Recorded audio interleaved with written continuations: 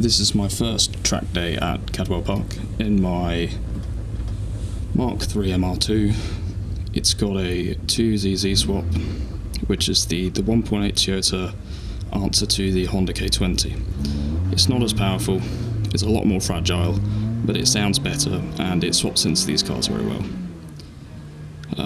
The induction sound is probably one of my favourite of any 4-pot. This car is pretty well set up. I purchased it with most of its modifications already done, but I have done some fine fettling. But this is my first real outing in the car. I've taken it round Kerbra sprint course before. That's a much slower speed course, and you get into third gear just at the end of the straight if you do wring its neck, but the majority of that track is in second gear.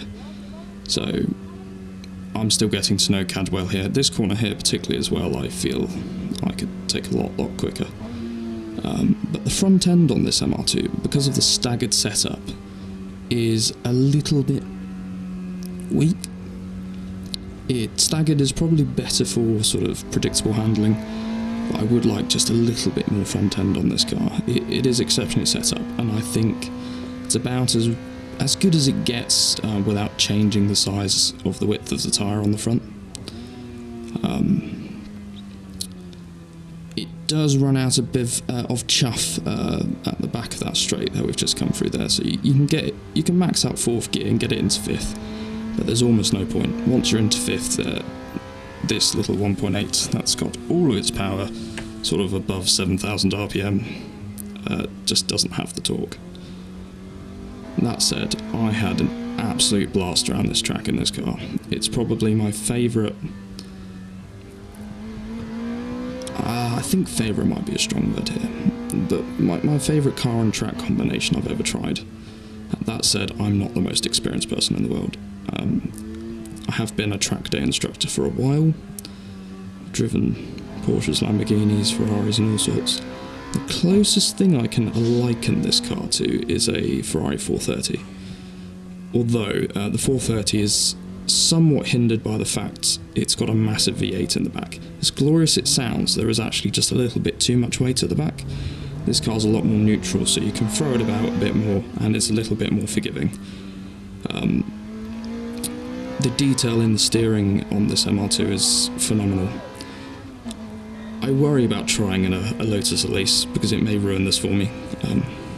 This particular combination I'm driving now is sometimes referred to as the poor man's Elise. But I hope you enjoy this video. I'm going to be quiet now and just let you enjoy the induction sound.